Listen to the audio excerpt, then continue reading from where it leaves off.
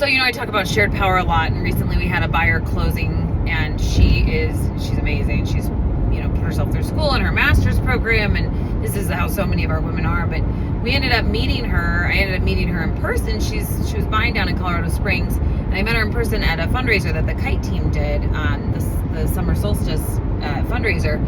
And she had gotten, what I learned was her closing disclosure from her lender on Thursday. This was on Saturday. On Thursday, she was supposed to close on Tuesday.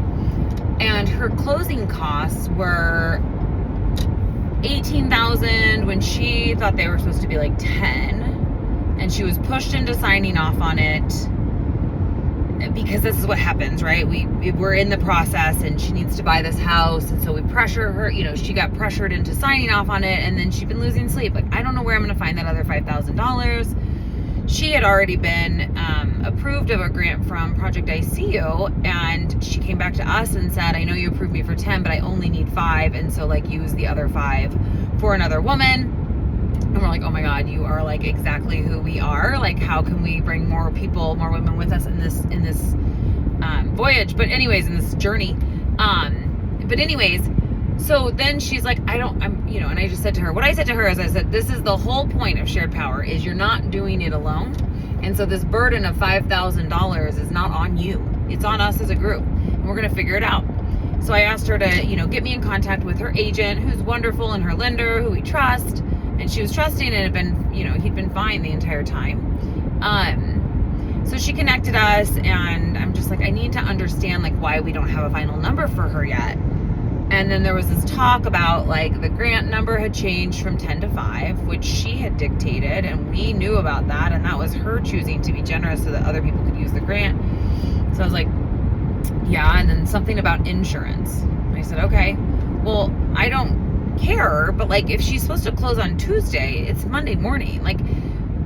Dare I say TRID? Are we still talking about TRID? This feels very weird to me, but we have this protection in place so the buyers aren't feeling like they're brought to the last minute not knowing what their closing costs are going to be and what their final number is. They're supposed to know 3 business days prior to closing. So I think by having her sign the one that was $18,000 and being told it will come down from there, it will be somewhere between $8,000 and $18,000, which I don't know about you, but somewhere between $8,000 and $18,000 is a big old chunk of $10,000. And ultimately it was no, she should have had better numbers than this sooner in the process. So I asked for the closing disclosure. I asked for the buyer settlement statement. I check in, she calls me from closing, and I still hadn't seen the buyer settlement statement, and I still hadn't seen, I'd seen this closing disclosure that had been sent with her, and obviously she had signed it on time to abide by the TRID rules. But in looking at it closer, I was like, why are we prepaying, your homeowner's insurance? You prepay a year of it, you pay it ahead, versus taxes get paid in arrears. And so I was like, why is she paying $4,000 in homeowner's insurance? That's way too high. So we either need to find her a vendor that can get that down, an insurance person who can get that down, or we need to confirm, is that really the number? And so I'm like, it's $4,000, this doesn't make sense. And so then it's like, okay, well, it's showing on the first page, and because I did not get the PDFs, I was just looking. She had me literally on video, FaceTime, looking at the buyer settlement statement, and I'm like, okay, it's showing your monthly is $145, so that's actually $1,700 a year. Where is this other coming from? Sure as shit, she's at the closing table. I'm sure physically, I could hear shakiness in her voice, the anxiety of that, which is the goal to avoid why we have this 3-day rule. At the closing table, being told she should sign, we got this far, blah, blah, blah. And I'm like, if the insurance number's wrong, you'll be entitled to get that money back. But what was going to require of her was for her to wire more funds into the closing. At this point, we'd gotten into a $2,000 gap.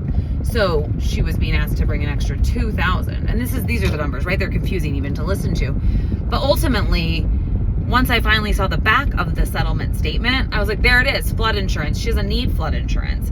She's being asked to bring $2,000 for this flood insurance policy. I don't know how it got on here. It had to have been pulled over incorrectly from something else. But regardless, she's not responsible for it.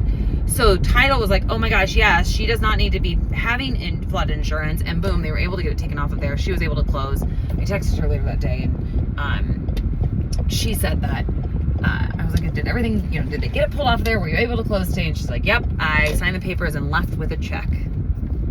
And so that is what we mean when we say shared power. It's not just the money, it's empowerment. It's another set of eyes. Her agent's amazing, so we're excited to continue working with her. But ultimately, sometimes it's helpful just to have a second look. So also PDFs, so helpful, because then I can see the backside. That's the story.